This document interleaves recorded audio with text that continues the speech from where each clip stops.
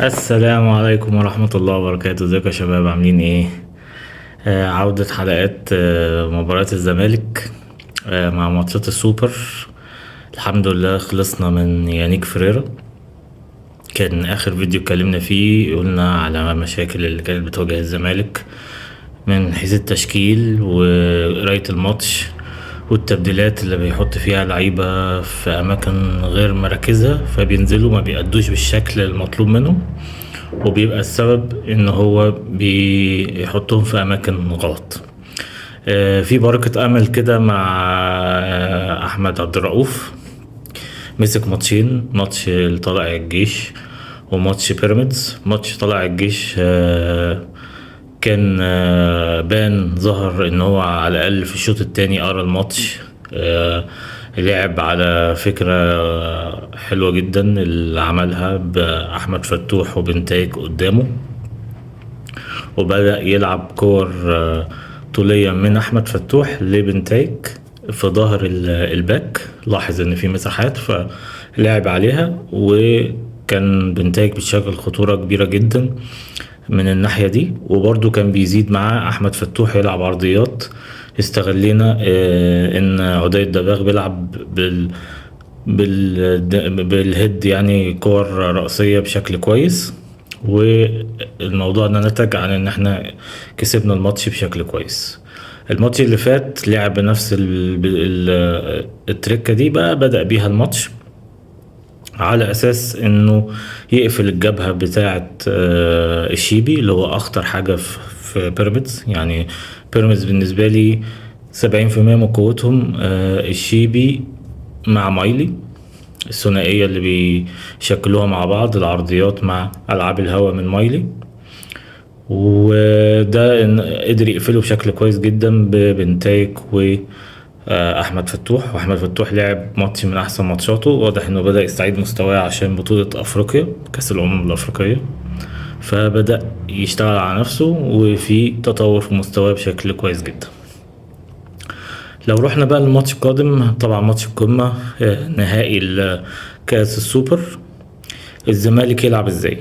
الزمالك عشان يواجه الأهلي واضح في ماتش سيراميكا انه بيلعب ضغط عالي. الضغط العالي ده لو لعبنا بنفس طريقتنا اللي كنا بنلعب بيها ايام يانيك فيريرا هنتعب جدا.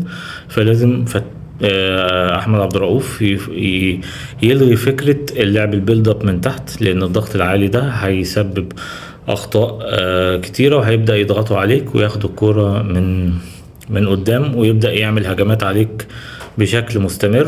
وطبعا دي ممكن تكلفك اهداف، لان طبعا الناحيه الهجوميه في الاهلي فيها لعيبه خبره ولاعيبه كويسه، فيقدروا يضربوك بالضغط العالي.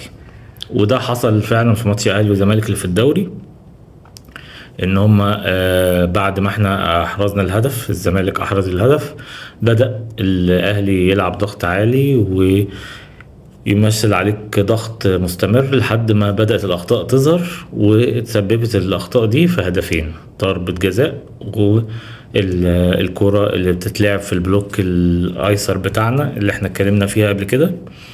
بس قلنا حلها ان احنا نلعب بالديفندرين، وفعلا احمد عبد الرؤوف بدأ انه يلعب بالديفندرين متمركزين.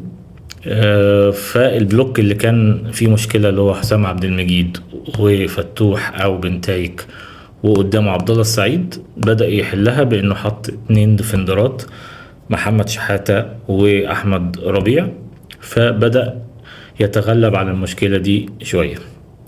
فاحنا عشان نتغلب على فكرة الضغط العالي، ان انت تلعب كرات طولية للهجوم للمهاجم بتاعك. في المهاجم بتاعنا لو اتكلمنا عليه في حالة ان عدي مش موجود، نبدأ بسيف الجزيري. هما الاتنين اللي يقدروا يعملوا الضغط على الاتنين مساكين اللي هو اكبر عيب موجود في الاهلي، وتلعب عليهم كرات طولية، ويبقى المهاجم بتاعك بيبدأ يضغط عليهم ويحاول يخطف من ظهرهم. وبرضو كرات الطولية مش عالية فقط، تقدر تلعب كرات زي الكرة اللي جت في ماتش سيراميكا والأهلي، تلعب كرات عرضية ما بين الاتنين مدافعين، وحد ينطلق في المساحة دي ويحرز هدف زي ما عمل مروان اوتاكا لاعب سيراميكا في الماتش اللي فات. هي دي الثغرة اللي لازم نلعب عليها، لان دي اكبر ثغرة موجودة عند الاهلي. الاتنين المساكين تلعب في ظهرهم وتلعب كرات طولية في النص تسبب لهم ارباك. تقدر تعملها عن طريق الجزيري او عدي الدباغ. في حالة ان عدي الدباغ مش جاهز سليم في 100%، يبقى سيف الجزيري هو اللي يبدأ المباراة. في حالة ان عدي جاهز، انا احب ان احنا نبدأ بعدي وسيف يبقى موجود في الشوط التاني، عشان تبقى المنطقة دي تلعب عليهم على مدار الماتش كله. الخطة اللي احنا نقدر نلعب بيها ونحل مشكلة غياب بيتزيرا، انا شايف ان احنا ممكن نلعب ب3 نص ملعب زي ما احنا، ومحمد شحاتة هو اللي يبدأ يزق في الناحية اليمين، ويضم مع عمر جابر، ويبقى المهاجم زي ما اتكلمنا عدي او سيف الجزيري، والناحية التانية زي ما احنا بنتايك، والثلاثي هيبقى وطبعا اللي في النص اللي هيحركك نجم الزمالك في الفترة اللي فاتت ناصر ماهر.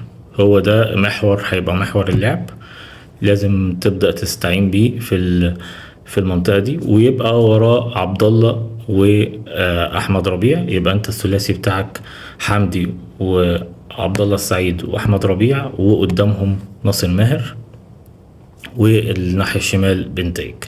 كده تعمل زحمة في نص الملعب تواجه بيها الجزء الهجومي بتاع الاهلي الشرس، وفي نفس الوقت يبقى هدفك ان انت ما تلعبش على الناحية اليمين خالص في الشوط الاولاني. كده تحضر الماتش اجزاء، ما تلعبش على الناحية اليمين خالص، تبقى مقفلها فقط، ويبقى هدفك ان انت تلعب على اخطاء المساكين بتاعه الاهلي طبعا هيلعب على الزمالك بالضغط العالي، وهيحاول يبدا يستخلص الكوره في حاله ان احنا عملنا البيلد اب اللي احنا بنعمله دايما وبيتسبب في اخطاء. يا ريت ما نلعبش بالطريقه دي في الماتش ده، بكررها تاني، لان هي دي هتبقى مفتاح فوز الاهلي على الزمالك. الشوط التاني بقى تبدا تدخل شيكو بنزا في الناحيه اليمين، في حالة ان عبد الله بدأ قوته تستنزف مثلا في الدقيقة 65-70، تبدأ تنزل بشيكو بنزا في الناحية اللي مكان بيتزيرا، ويبدأ يعمل خطورة بالكرات السريعة. هو سريع، لعيب سريع، تقدر تلعب له في ظهر الباك الشمال كوكا، ويبدأ يعمل هجمات خطرة في الشوط التاني. برضو اللي خط النص ممكن تبدأ تستعين بأحمد حمدي. انا معرفش ايه سبب غيابه الفترة اللي فاتت، يعني افضل ان هو يبقى التبديلة بتاعتنا في نص الملعب مش سيف جعفر. ده هيبقى شكل التعامل مع المباراة، وايه الطريقة اللي نقدر نضرب بيها الاهلي، وازاي نبدأ نعمل تغييرات تفيدنا في الشوط التاني. ده كان تحليل بسيط للمباراة وازاي المباراة ممكن تمشي.